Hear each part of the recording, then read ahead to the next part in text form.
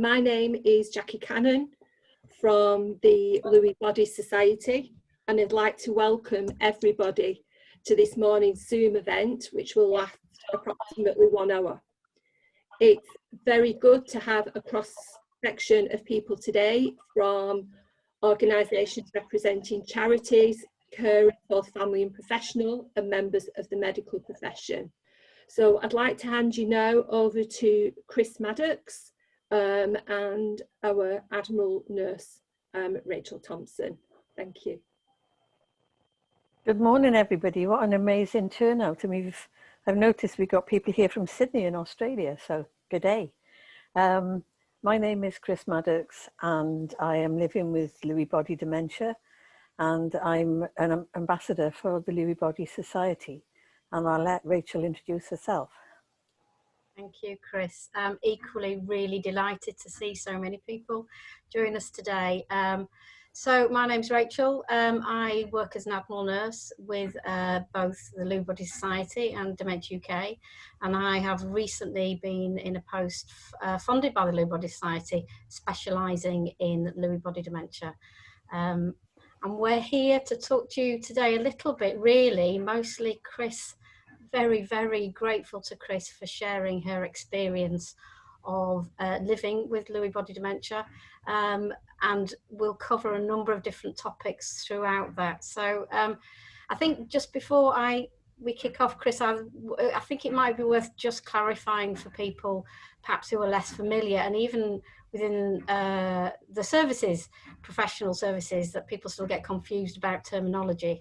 So just reminding people that Lewy Body Dementia is an umbrella term for both dementia with Lewy bodies and Parkinson's disease dementia. And the different diagnosis really is about when the first symptoms first appear.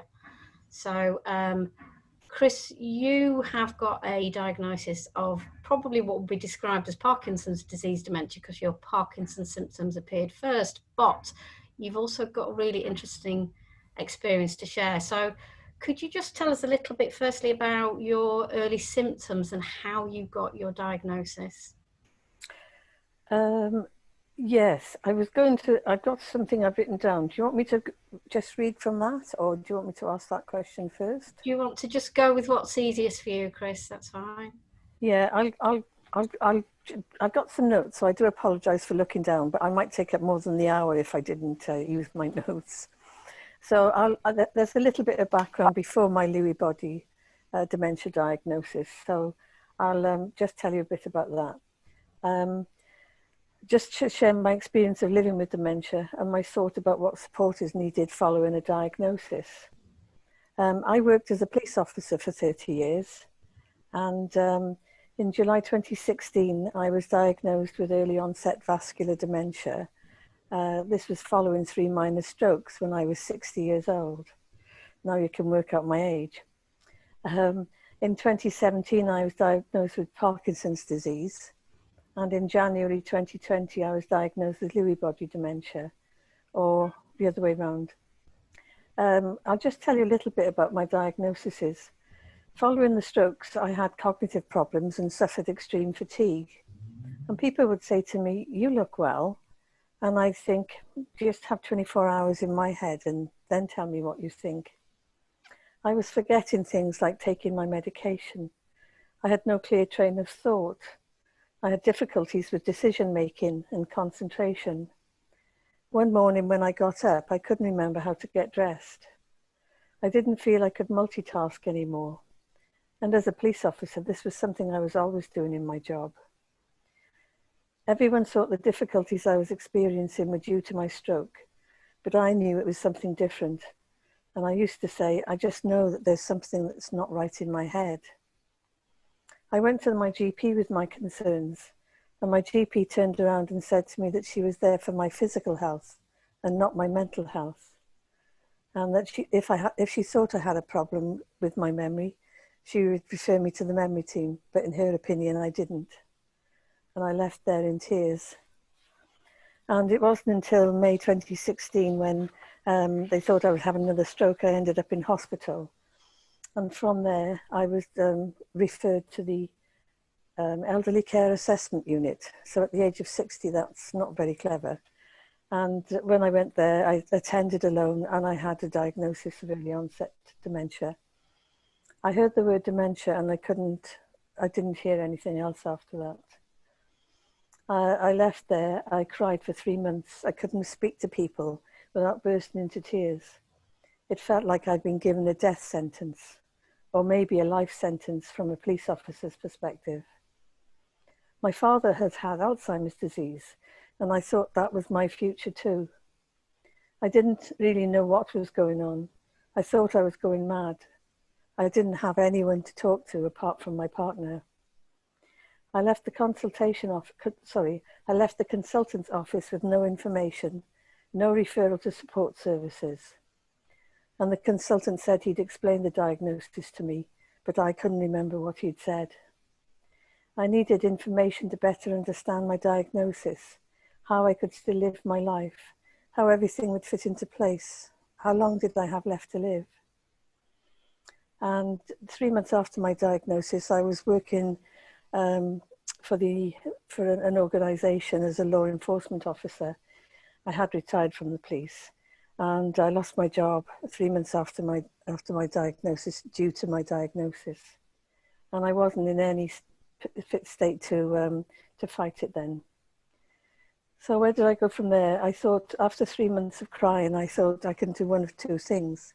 I could either sit in the corner or sit and watch daytime television, or I can try and do something with my life.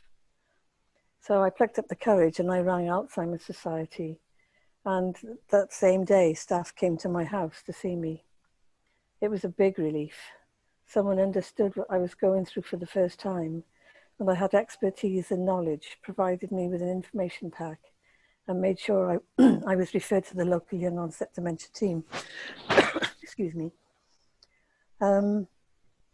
After my diagnosis, I found it quite daunting doing things on my own. Hello, your phone's ringing in here. Sorry about that. I needed someone alongside me to support me and to motivate me to do things. As a result, I went to the gym and I facilitated things with the young onset dementia team.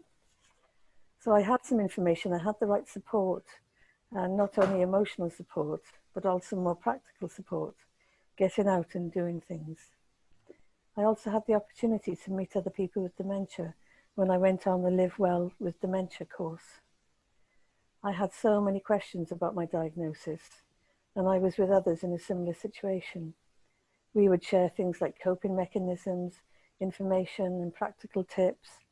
We laughed together and we also cried together, but it was a safe place for us all to be. It was a lifeline and a lifesaver. It was all about making small changes and recognizing that I still had a life to live. So what do I think is important after that? After my diagnosis, I was feeling scared, lonely, isolated, frightened, emotional, frustrated, useless, and lost. I became depressed. It was difficult to explain to people what was going on in my head when I didn't know myself. I didn't want to socialize, and I became a prisoner in my own home. I needed to talk to someone who understood what I was going through. It would have been nice if I had been referred to a service following my diagnosis, and I needed to understand my diagnosis.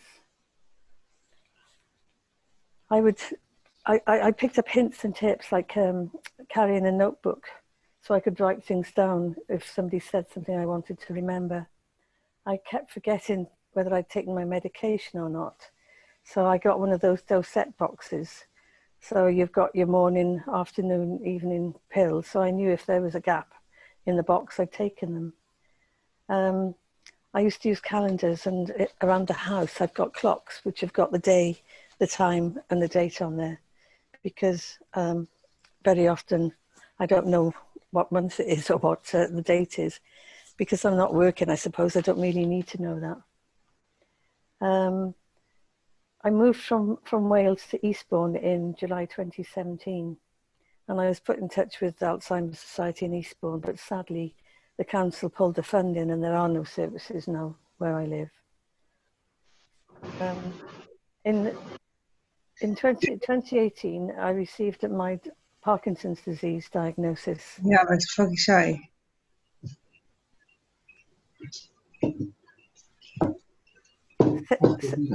Sarah, could you mute yourself, please? So in 2018, I had my diagnosis of Parkinson's disease. I had a tremor in my arm for quite a long time, but I was diagnosed as the vascular Parkinsonism. The Parkinson's nurse was brilliant, and as soon as she put me on Parkinson's medication, I was a different person. I had more energy, my tremor eased an awful lot. I wasn't sleeping all the time as I had been. I attended weekly hydrotherapy groups and exercise groups in the hospital.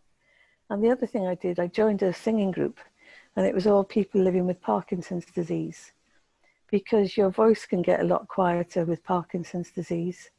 And it really helped to improve our voices. And also it was a nice feel-good factor. I wasn't diagnosed with Lewy body dementia until January of this year. And I hadn't seen a consultant in Eastbourne. So I kept saying I wanted to see a consultant. So that's when I saw one. And when I received my diagnosis, it was as a result of me giving my symptoms and a scan, brain scan I had had. But the one thing that the consultant did say to me, she said, it's possible that you have Lewy body dementia because we can't confirm that until autopsy. So I said, well, I'm not ready for that yet. I'll go through my symptoms in a little while.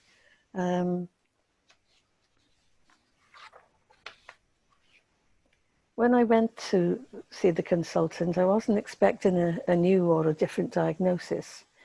I went there expecting just to be told the changes in the brain scan. So it felt again like I did the first time I had my diagnosis of dementia. And again, I had no support and I had no follow-up from the hospital. And then I found out about the Lewy Body Society, and I rang the helpline, and straight away I was offered assistance, information, help. And then I very quickly found out about Rachel Thompson, the consultant Admiral Nurse, who's a fantastic asset. And the Society and Rachel have helped me tremendously.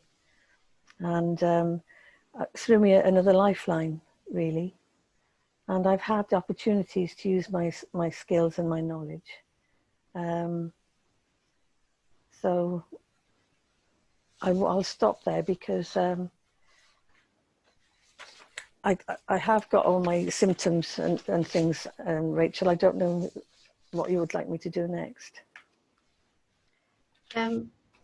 Well, firstly, thank you, Chris, for your really honest account of what it felt like getting a diagnosis. And I think I speak to so many people where they get their diagnosis of Lewy body dementia much later because the symptoms aren't recognised, actually. One of the things that you and I have spoken about is actually everybody is so different, as we know. Everybody who has a diagnosis of dementia, we're all individuals, aren't we? And symptoms can really vary. I just wonder if it might be helpful to talk about some of the specific things that you struggle with. Yeah, sure. Symptoms you find most difficult. Just to lead on from what you said, Rachel, it's important to sort of say if you meet one person with dementia, you've only met one person with dementia. And please see the person and not the dementia. Some of the symptoms that I had was I'd lost my sense of taste and smell. I was lacking spatial awareness when I was walking around and misjudging doorways and things, so I'm always covered in bruises. I suffer really badly with restless and painful legs, and it's always early evening and during the night. And this didn't help with me trying to get some sleep. I am now on a medication that does help me to get off to sleep.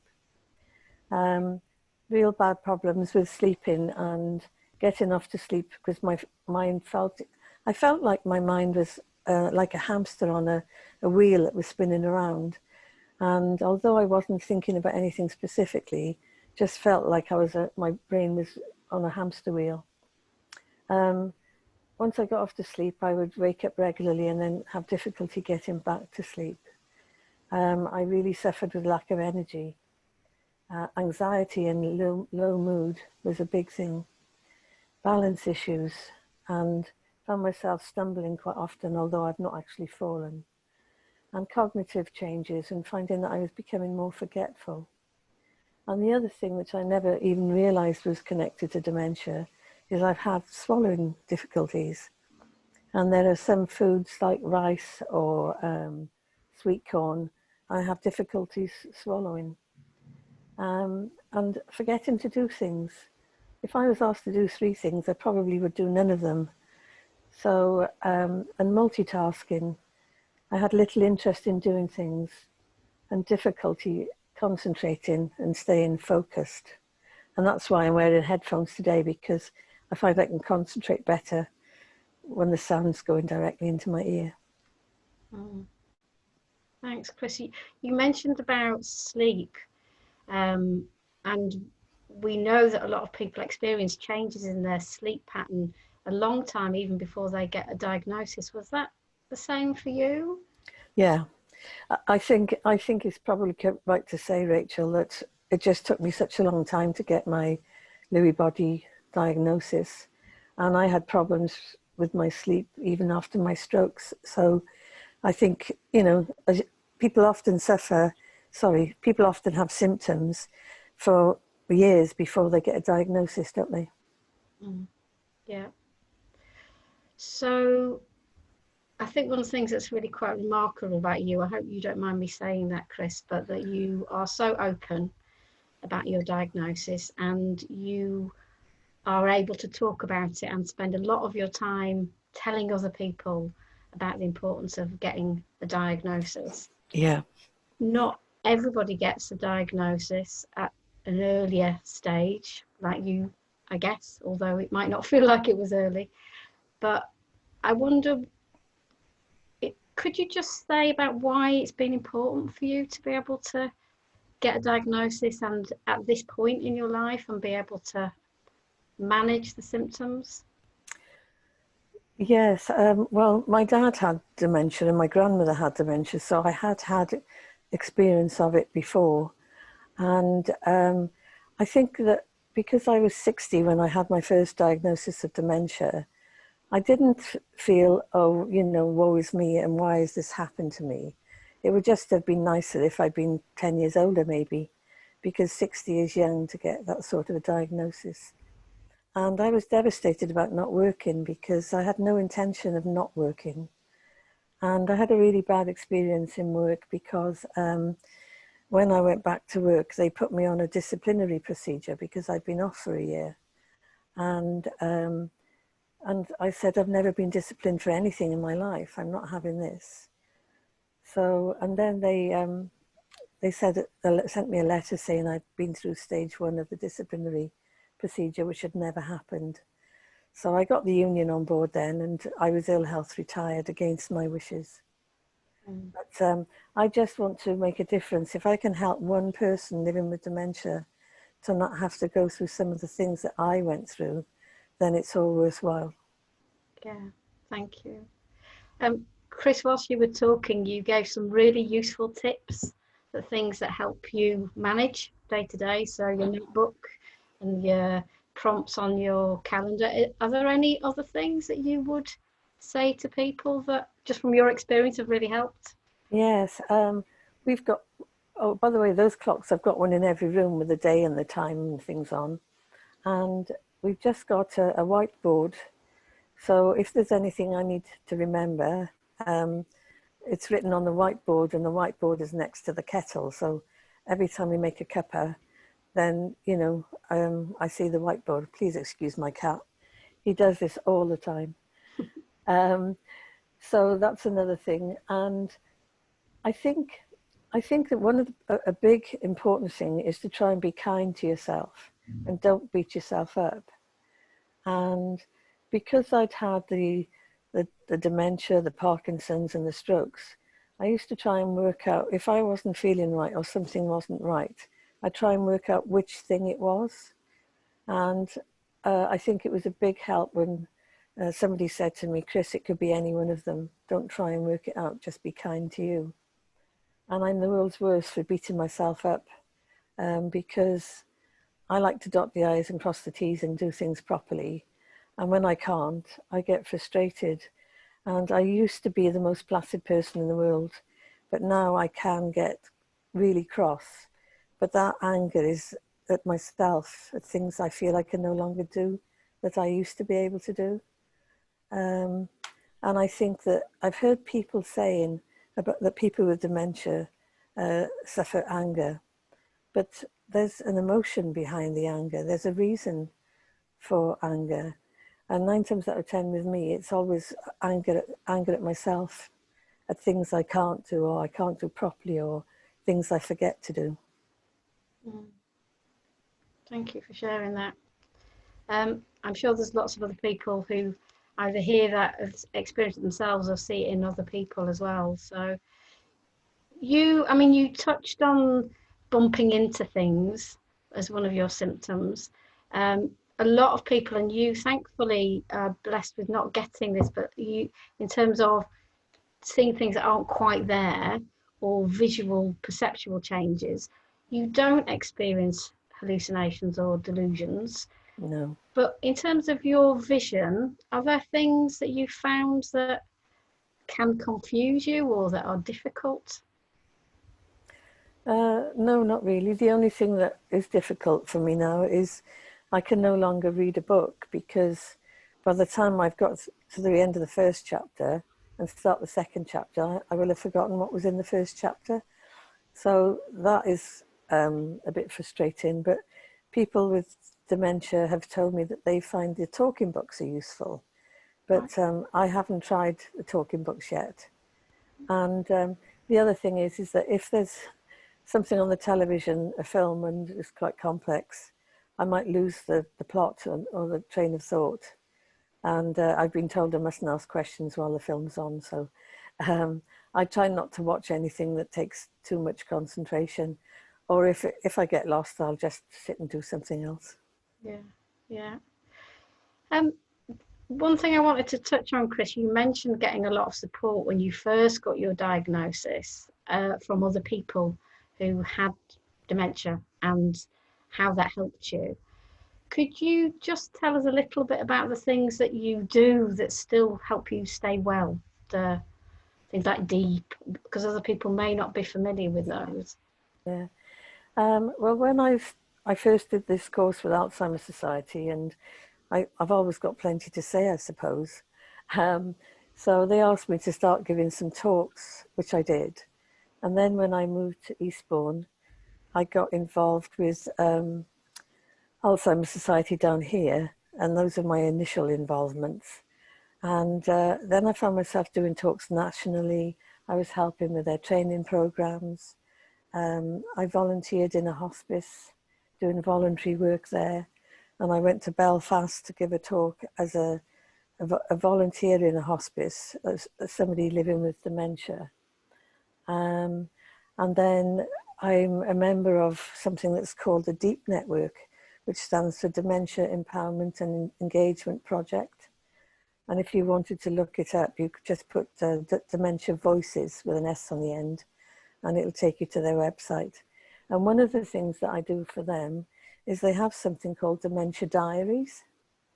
So if something good happens or something bad happens or something I want to share, I can record a diary. And there's lots of us, about 40 odd of us now, I think, who record diaries.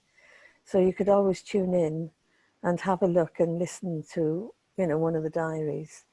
And I just saw pop up in front of me that somebody uses Alexa. I don't use Alexa because Heather thinks it's a spy in the sky and listening to everything that we say. But a lot of my friends living with dementia use Alexa for everything. Yeah. And how does it help from their experience? Some of them have been saying they forget to eat and they forget it's a meal time. So they'll set it up so that Alexa will remind them to take their medication, or remind them it's time to eat. And I think that there's a system where, because I've got one friend and she said, well, yeah, I put food in the microwave because Alexa tells me to eat.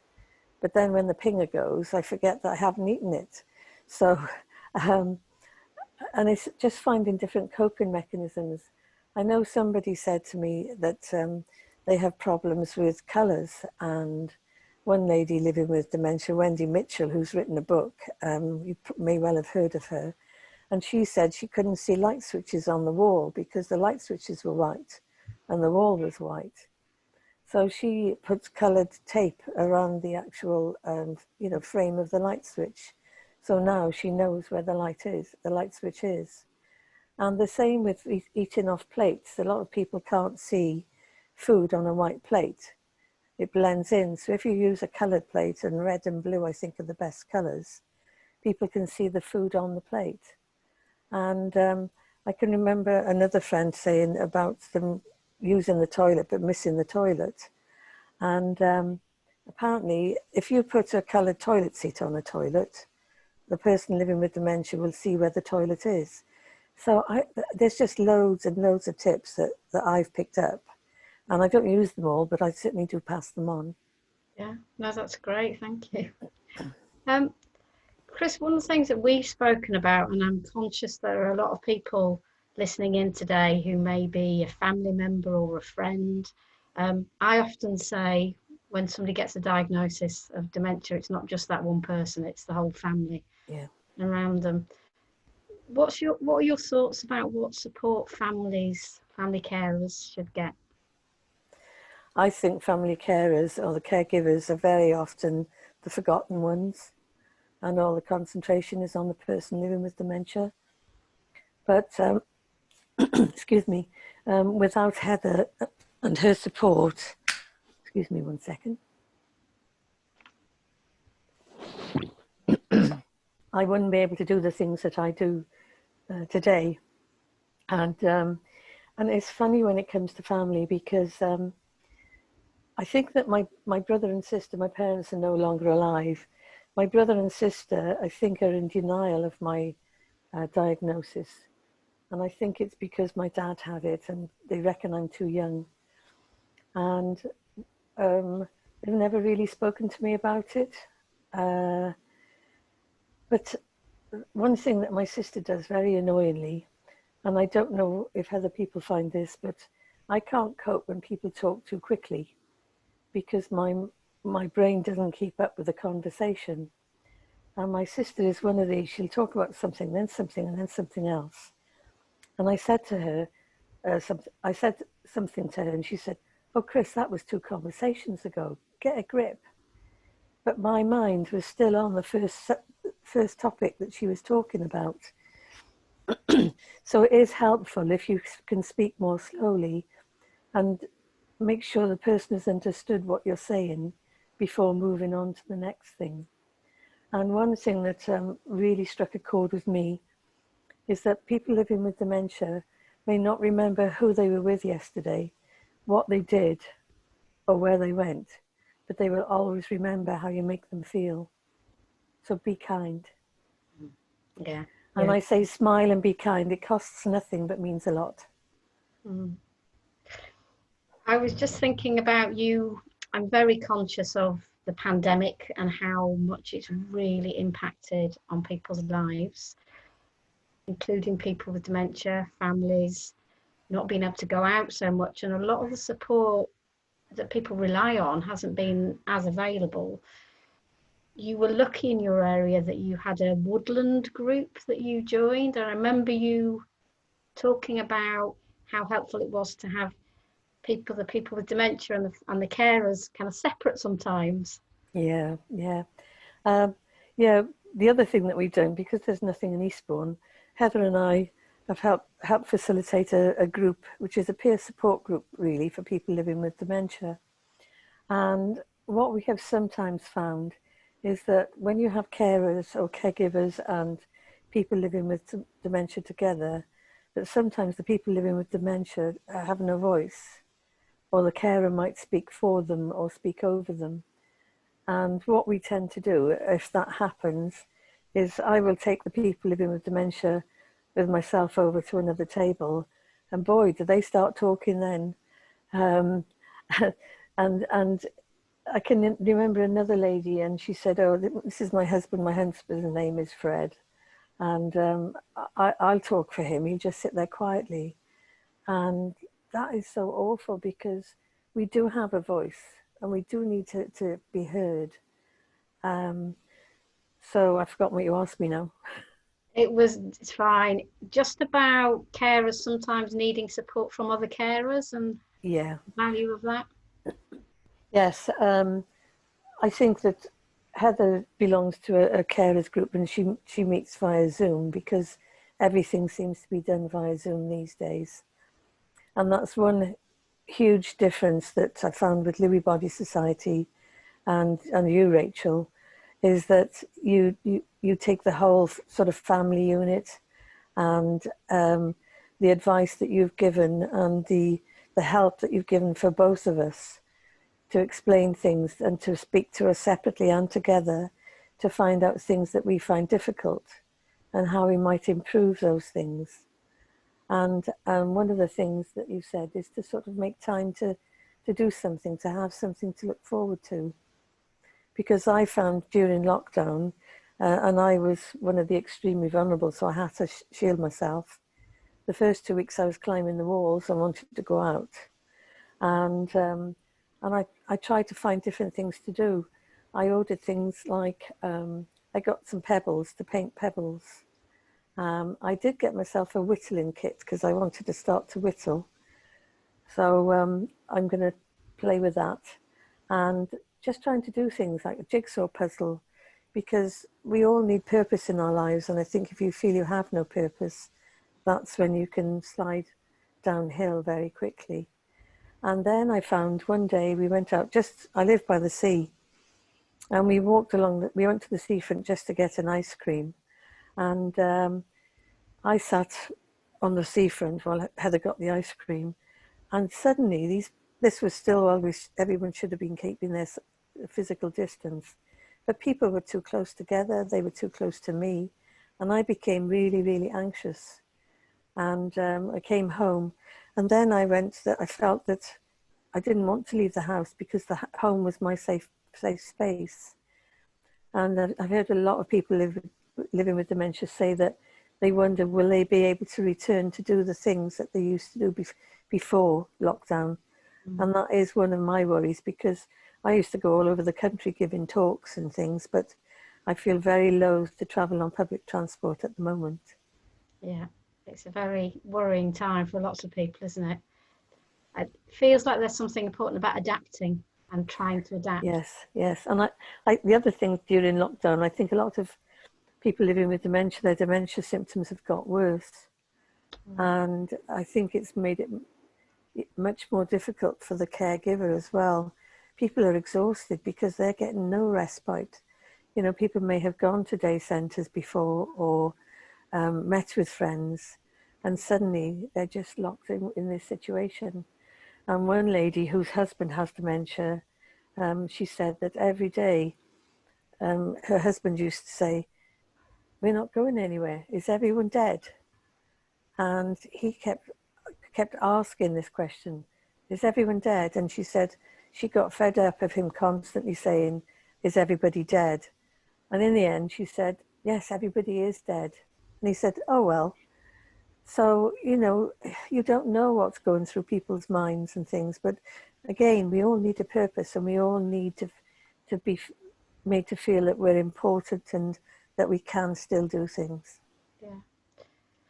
So, Chris, I'm just conscious of time. I wonder, are you okay if I just ask you one more question? Yeah, sure. Yeah. So, it can be difficult when you get a diagnosis, or when somebody in the family gets a diagnosis, to think about the future, because dementia is a progressive condition, as we know. Could you share a little bit about your thoughts about planning ahead for the future and what you've done in terms of that? Yeah, definitely. When I had my diagnosis, I thought I need to sort out, you know, the important things really. and I made sure that I did a will, because I think everybody, you think you're too young, you don't need a will. So I've done a will. And when I did the Living Well with Dementia course, we spoke about all these things. And we spoke about the lasting power of attorney. And there's a welfare side and a financial side. So I've done my lasting powers of attorney. I've done that. And I've also, I wanted to make sure that my wishes, you know, in the future were respected. But with dementia, I didn't know really what my wishes were. But I had a really few bad experiences with my GP here. And I was described as a difficult case by one of them. But anyway, I've got a really good GP now. And she sat with us, and for about an hour and a half, 2 hours, and we completed what is called a respect care plan. So that's things about, you know, whether you want to be resuscitated if something happened. And my thoughts is that as long as I have a quality of life, I'm happy to be, you know, just living a normal life. And I have said to Heather, if it gets too difficult for her when my dementia gets worse, then please put me in a care home, because I'm aware that my dad's partner became a prisoner in the home in the later stages of my dad's dementia, and I just don't want anyone to have to sort of give up their lives just to look after me. So, I like to be organised, and I like to be sorted out with things like that. And I think it takes the pressure off your caregivers and your family if you decide what you want and you've had a say in what you want. And that's important to me. So in a way, you're in a position where you've been able to do that, and that's really fortunate. Would you recommend that other people do something similar if they're able to? Yeah, absolutely. And the important thing is that you need to do these lasting powers of attorney whilst you still have mental capacity.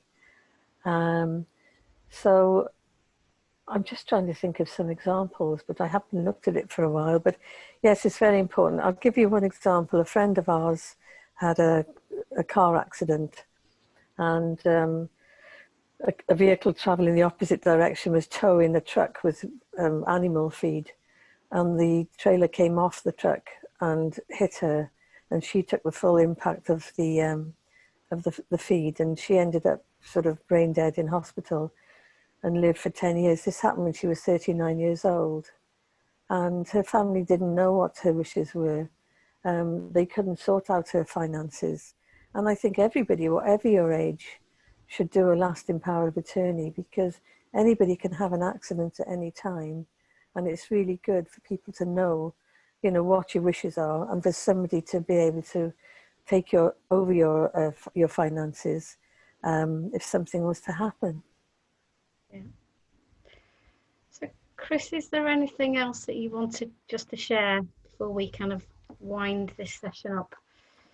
I can talk all day, so I don't know if there's any questions that anybody wants to ask of me or you. So shall we hand it over back to you, Jackie? I know there's been lots of lovely comments, people sharing lots of information in the chat box. I've seen things coming up. So I'm not able to look at the chat box too much, so I apologise for that. Don't worry. Jackie, is there anything that's Sure. Yeah, so just to quote a few people in the chat box: amazing, inspirational, thank you for sharing your story. You know, these are just some of the phrases, Chris, that have been put in there. Latest one: thank you for sharing your experience, for your honesty and humour. You know, so just amazing. And Rachel as well, for giving your calming and guidance and expertise in this session. This is one of many sessions in our series of Zoom events. We will be doing more. We will be doing one-to-one chats with carers who have that lived experience. We will be doing one-to-one chats with our funded researchers to give an overview of the latest research landscape specifically for Lewy body dementia. Whilst we are a small charity, people can contact us by email, they can telephone our number, and you will speak to me, basically. And if there are questions that we can't answer, we work with our colleagues at Dementia UK who have that medical experience and that wealth of expertise to help the person living with dementia and the family carers, whether they're professional or families and friends. But I've made lots of notes from that, Chris, and Rachel, and I think what you've given us as well is a charity, is some guidance about things that we need to kind of start looking at, about content for future leaflets, for future information. So all I can say is, just a huge thank you for giving your time, your efforts, your expertise today. And again, as I said at the beginning, so good to see such a wide range of people represented on this event today, from other charities, from people in Australia who've joined us irrespective of the time difference. So just really a huge thank you to both Chris and Rachel, and to everybody else for taking the time out of your day to join us. So great. Can I Chris and Rachel, that you want to say, Chris? Can I just say a huge thank you to you, Jackie and Rachel, and the trustees of Lewy Body Society, because you're the only society that specialises in one form of dementia. All of the other dementia societies cover all forms of dementia. So I think it's a huge benefit and asset for those of us who have Lewy body dementia. And the extra asset is Rachel. Oh my gosh, we all need Admiral nurses. And I think we should all sort of strive to get some more Admiral nurses, because there is no Admiral Nurse or Alzheimer's dementia services in the area that I live in. And I just wondered if I could just read you a little poem that I've written. And I'm not a poet. I was asked to write one, and it's only a few lines. I am still me. Why can't you see? The same face, the same smile. Dementia can't hide. Just see what's in my heart and inside. You'll be pleasantly surprised. I am still me. And I think that's one thing, is that you do not feel like you're you. And that's why I say, see the person and not the dementia. And I can remember somebody saying to me in the hospice, a volunteer, well, how do you speak to somebody with dementia? And I said, she didn't know about me. I said, well, exactly as you're speaking to me now. And be kind. But thank you. No, thank you, Chris, and very, very appropriate words, especially in the current environment. It really is about being kind to everyone that we meet. And, Rachel, fantastic, and the whole of the Admiral Nurse community. As we said, we as a charity are funding Rachel. She's one person covering kind of the whole of the UK, with a huge responsibility. She has a clinical offering. She does training on the Admiral Nurse helpline to all the Admiral Nurse staff, so that they've got that extra information about Lewy body dementia. She's raising awareness in so many different ways. She's working with our specialist advisory committee. She's just working with Public Health England. She's getting her knowledge out there and just raising the profile about Lewy body dementia. There is attached to Rachel's appointment also a research piece, and we have university ethics approved. So there will be kind of a research paper that we hope will go on to helping other things as well. So just thank you both very, very much, ladies. It's really appreciated, your support. Thank you, Jackie. I'm going to do one last shout out, if it's okay, just because having worked in dementia care for over 20 years now, and many as an Admiral Nurse, I think Lewy body dementia is one of the most complex and most challenging types of dementia. Actually, I think it brings very different experiences for some people, and you know, my huge respect to people who have the diagnosis, who are caring for somebody with a diagnosis, because it can be incredibly difficult. Chris has given such an honest and warm account of her experience, but so many people also really struggle as well. And Chris, I know you have had some real struggles yourself, and look at you, you're amazing, really, what you're doing. So, but I just want to reflect that I know there's lots of people who are really struggling. So people do need help and support. The Admiral Nurse Dementia Helpline is there. There are, I've seen on the chat, lots of other really good carer organisations as well. If people do want to contact me, they can either do it via the Lewy Body Society or email, or if it's for some clinical advice, please do call the helpline first and they can refer you on to me. So, but thank you, Chris. That was just so moving, and I loved your poem. Thank you. Thank you for everyone for attending. Okay. And just to reiterate that this session has been recorded, and we will be sharing it via our website. So thank you very much, everybody, and wishing everybody the best possible rest of the day. Thank you. Thank you, Jackie.